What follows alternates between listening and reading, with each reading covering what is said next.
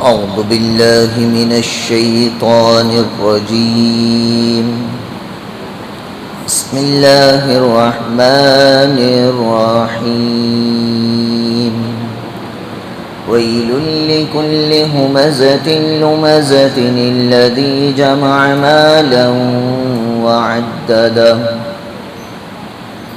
يحسب أن ماله وأخلده كلا لينبذن في الحطمة وما أدراك ما الحطمة نار الله الموقدة التي تطلع على الأفئدة إنها عليهم مؤصدة في عمد ممددة.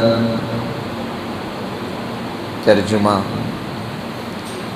بڑی خرابی ہے ہر ایسے شخص کے لیے جو پیٹھ پیچھے عیب نکالنے والا ہو اور منہ پر تانا دینے والا ہو، جو مال جمع کرتا ہو اور اس کو بار بار گنتا ہو. وہ خیال کرتا ہے کہ ان کا مال اس کے پاس ہمیشہ رہے گا. ہرگز نہیں، واللہ وہ شخص ضرور بالضرور حطمہ میں ڈالا جاوے گا. تم کو کچھ معلوم ہے حطمہ کس کو کہتے ہیں؟ وہ اللہ کی آگ ہے جو بھڑکائی گئی ہے، جو دلوں تک پہنچ جائے گی. یقیناً وہ آگ ان پر ہر طرف سے بند کر دی جائے گی. وہ لمبے لمبے ستونوں کے ساتھ بندھے ہوئے ہوں گے. اس سورت کا نام سورۃ الہمزہ ہے. ہمزہ کے معنی کسی کے پیٹھ پیچھے کسی کے عیب کو بیان کرنا. بعض مفسرین نے اس کو ایک ہی لفظ میں تشریح فرمائی، کسی کی غیبت کرنا. اور بعض قرآنوں میں اس سورت کا نام سورۃ اللمزہ رہے گا. لمزہ کے معنی کسی کے منہ پر طعنہ دے کر بات کرنا. اور یہ دونوں بیماریاں مردوں کے مقابلے میں عورتوں میں زیادہ پائی جاتی ہیں. اور یہ بیماریاں غیبت کرنا یا طعنہ دینا، مردوں میں اگر غور کیا جائے تو دیندار لوگوں میں یہ بیماریاں زیادہ پائی جاتی ہیں دنیا دار لوگوں کے مقابلے میں. اور اس سورت کا شان نزول یعنی یہ آیتیں کن سچویشنز میں اللہ تعالیٰ نے اتاری، اس سورت کا بیک گراؤنڈ اور پس منظر کیا ہے. احادیث کے اندر آتا ہے حضور اکرم صلی اللہ علیہ وسلم نبی بنائے جانے کے بعد اللہ کے دین کی دعوت و تبلیغ کرتے رہے. ہر کسے و ناقص شخص تک ایمان کی دعوت دیتے رہے اور دھیرے دھیرے لوگ ایمان کی طرف چلے آ رہے تھے. بت پرستی کو چھوڑ کر حضور اکرم صلی اللہ علیہ وسلم کے ہاتھ پر توحید اور نبوت پر ایمان لا رہے تھے. تو سارے سرداران قریش نے بیٹھ کر سوچا کہ اگر ایسے ہی مکے والے دھیرے دھیرے محمد کے دین کو اگر قبول کرتے رہیں اور ان کی میجارٹی اگر بن گئی تو ہماری سرداری بڑے خطرے میں ہے. ہمارا مقام نہیں رہے گا، ہمارا منصب نہیں رہے گا، ہماری سرداری ختم ہو جائے گی، لوگ ہماری باتوں کو اگنور کرنے لگیں گے. تو اس کے لیے کیا کیا جائے؟ تمام سرداروں نے بیٹھ کر یہ مشورہ کیا کہ اس کی شکل یہ ہے کہ لوگوں کے درمیان جا کر محمد صلی اللہ علیہ وسلم اور ان پر ایمان لانے والے صحابہ کے بارے میں برائیاں بیان کی جائیں تاکہ لوگ اسلام سے باز آ جائیں، محمد صلی اللہ علیہ وسلم کے ہاتھ پر ایمان لانے سے یہ باز آ کر اپنے بت پرستی والے اپنے پرانے دین پر اگر قائم رہیں گے تو یہ ہمیں سردار بھی مانیں گے اور ہمارا مقام، مرتبہ، عزت، جاہ و جلال برقرار رہے گی۔ اس کی یہ ایک شکل اور صورت ہے۔ چنانچہ تمام کے تمام سرداران قریش میں سے اس کام میں 3 سرداروں نے بڑا آگے چڑھ کر کام کیا۔ اس میں سے پہلے نمبر پر تھا اخنس بن شریق، یہ سردار قریش میں سے تھا۔ اسی طرح دوسرے نمبر پر ولید بن مغیرہ اور تیسرے نمبر پر امیہ بن خلف۔ یہ 3 سرداروں نے مل کر جہاں کہیں بھی مجلس دیکھتے 2-4 آدمی کھڑے ہوئے ہوں، وہاں پر جا کر نعوذ باللہ حضور اکرم صلی اللہ علیہ وسلم کی غیبت کرتے، پیٹھ پیچھے برائیاں بیان کرتے، اور اگر سامنے سے کوئی ایمان والا آ جاتا، کوئی صحابی یا غلام مسلمان آ جاتا تو اس کے منہ پر تانا دیتے۔ اس طرح سے یہ اسلام کے خلاف بدگمانیاں پھیلانے لگے، بدگوئی کرنے لگے، برائیاں بیان کرنے لگے، اور لوگوں کے درمیان ایمان والوں پر تانا دینا اور ان کے اندر برائیاں ڈھونڈ کر پیش کرنے لگے، اور انہیں کفار اور ان جیسے اعمال کرنے والوں پر اللہ تعالیٰ نے اس صورت کے ذریعے سے تنبیہ فرمائی کہ تم ان حرکتوں سے باز آ جاؤ۔ اب یہاں پہ ایک بات یہ غور کرنے والی ہے کہ اللہ تعالیٰ نے مطلق فرمایا بڑی خرابی ہے ان لوگوں کے لیے جو پیٹھ پیچھے برائی بیان کرتے ہیں اور منہ پر تانا مارتے ہیں۔ نہ اس میں اخنس بن شریق کا نام بیان کیا گیا، نہ امیہ بن خلف کا، نہ ولید بن مغیرہ کا۔ اس کے مقابلے میں اگر آپ سورۃ اللہب پڑھیں گے، تبت یدا ابی لہب، ابو لہب کا نام اللہ تعالیٰ نے بیان فرمایا۔ تو یہاں بھی چاہتے تو اللہ تعالیٰ یہ حرکتیں کرنے والے، غیبت کرنے والے، عیب بیان کرنے والے، تانا دینے والوں کا نام اللہ اگر بیان کر سکتے تھے، لیکن بیان نہ کرنے کی وجہ یہ ہے کہ جس طرح اخنس بن شریق، امیہ بن خلف، ولید بن مغیرہ کی جو عادتیں ہیں، کسی کی غیبت کرنا، کسی کے پیٹھ پیچھے برائی بیان کرنا یا کسی کو تانا دینا، اگر یہ اعمال کوئی ایمان والا بھی اختیار کرتا ہے تو اس کے لیے بھی وہی سزا ہے جو سزا ان کو اس صورت کے اندر بیان کی گئی۔ تو پہلی چیز یہ ہے غیبت۔ غیبت کے بارے میں قرآن مجید میں اللہ تعالیٰ نے سورۃ الحجرات میں ارشاد فرمایا وَلَا يَغْتَبْ بَعْضُكُمْ بَعْضًا، کہ تم میں سے کوئی کسی کی پیٹھ پیچھے برائی بیان نہ کرے۔ اگر کوئی آدمی کسی ایمان والے کے پیچھے اس کی برائی بیان کرتا ہے، فرمایا اللہ تعالیٰ نے أَيَحِبُّ أَحَدُكُمْ أَن يَأْكُلَ لَحْمَ أَخِيهِ مَيْتًا فَكَرِهْتُمُوهُ، کیا تم اس بات کو پسند کرو گے کہ تمہارا بھائی مر گیا ہو اور اس مرے ہوئے بھائی کے گوشت کو تم کھانا پسند کرو گے؟ آگے اللہ فرماتے ہیں فَكَرِهْتُمُوهُ، تم پسند نہیں کرو گے، کراہت کرو گے۔ اسی طرح جو آدمی کسی کی غیبت کرتا ہے وہ اپنے سگے مرے ہوئے بھائی کے کچے گوشت کو کھانے کی طرح ہے۔ اب یہاں پر غور کریں، ایک تو انسان کا گوشت کھانا حرام ہے، معلوم ہے نہیں ہے؟ انسان کا گوشت حرام ہے، لیکن خنزیر کا گوشت بھی حرام ہے۔ دونوں حرام ہیں، لیکن دونوں کے وجہ علت الگ الگ ہے۔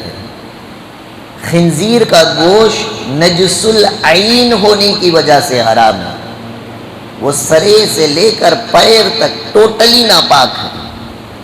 لیکن انسان کا گوشت حرام نجس ہونے کی وجہ سے نہیں، انسان محترم، احترام، عزت کے لائق شخصیت ہے، اس لیے انسان کے کھانے کو منع کیا گیا۔ اگر کوئی معاشرے میں انسان کا گوشت کھاتا ہے تو اردو میں اسے ایک جملہ استعمال کیا جاتا ہے، آدم خور، یعنی آدمی کو کھانے والا۔ یہ گالی ہے۔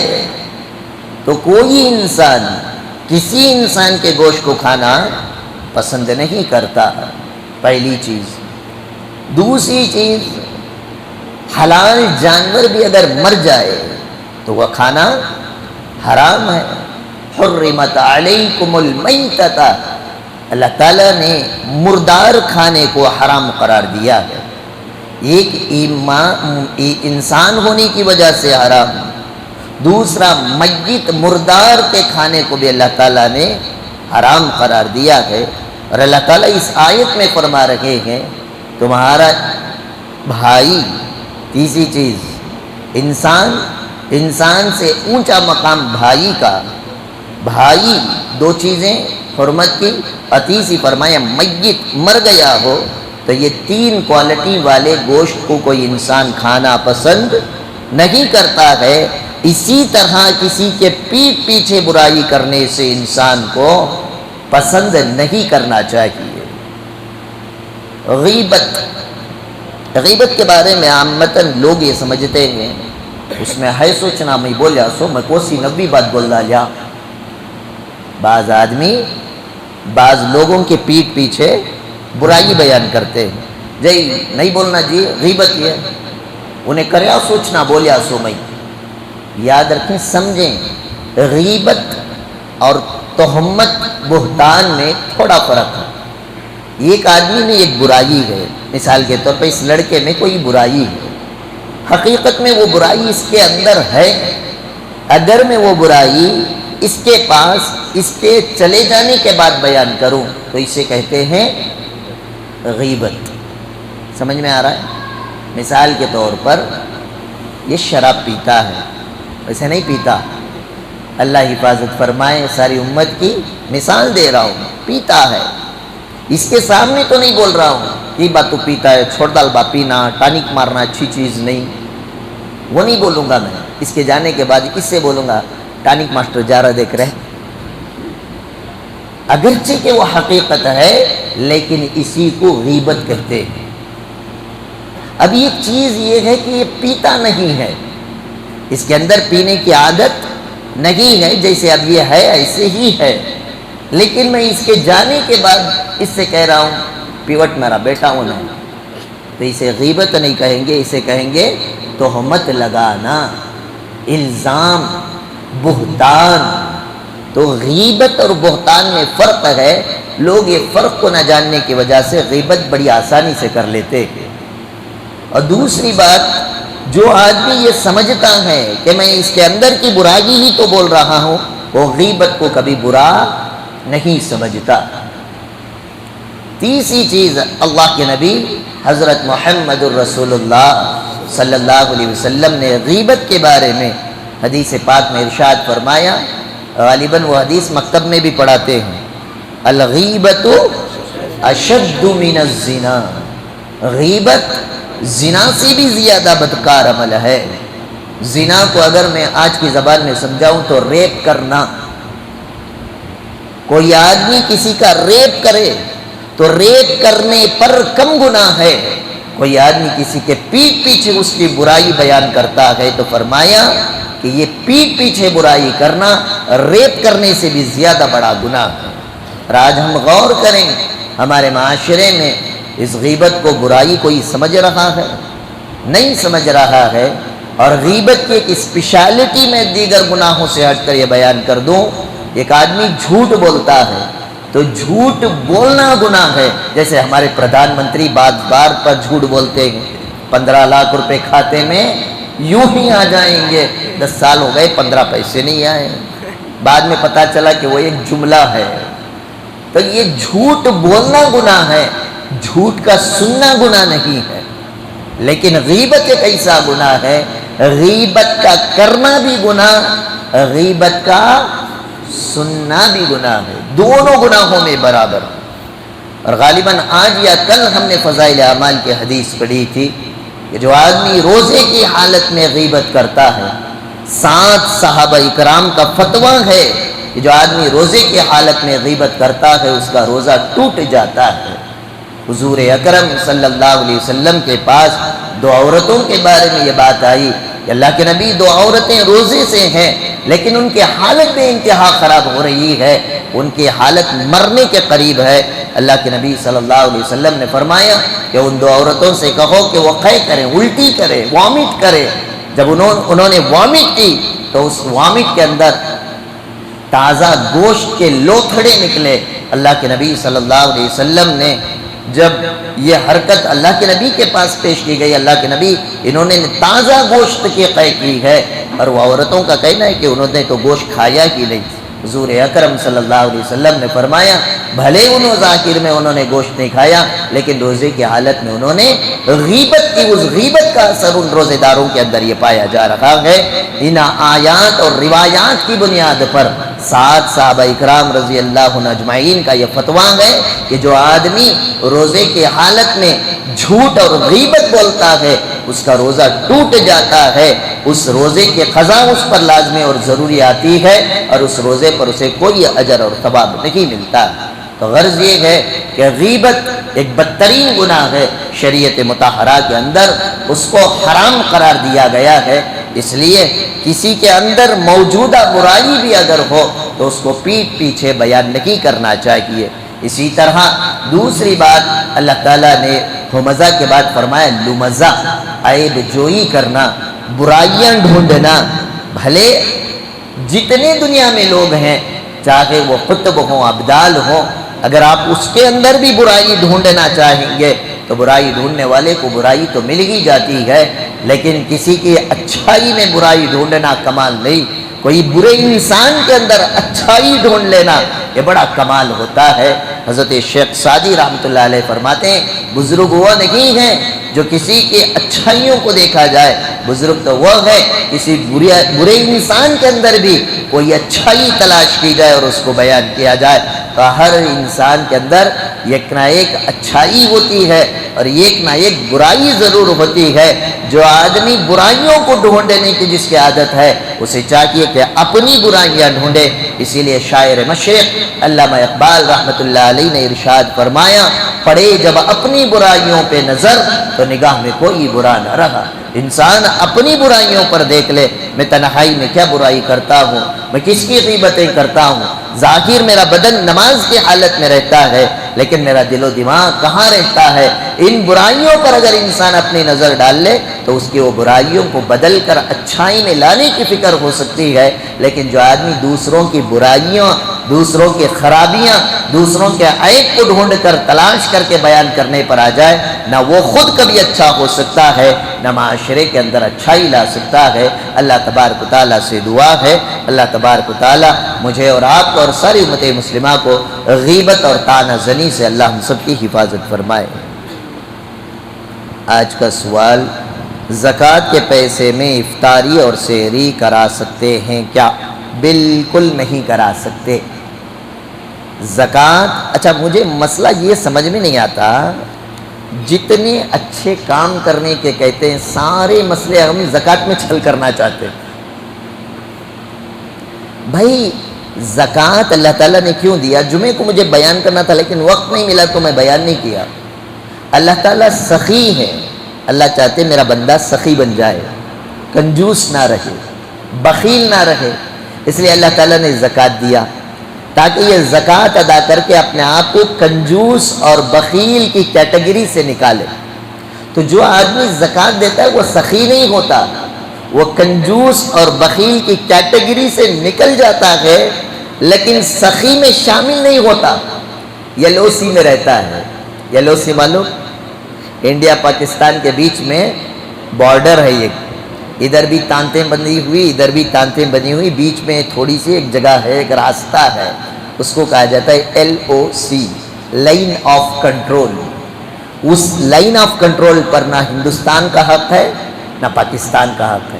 تو ایک آدمی ہندوستان سے تو نکلا لیکن لائن آف کنٹرول میں چلا گیا، ابھی پاکستان نہ پہنچا تو وہ نہ ہندوستان کا سٹیزن کہلاتا ہے نہ پاکستان کا۔ اس آدمی کو دونوں طرف والے گولی چلا کر مار دیتے ہیں۔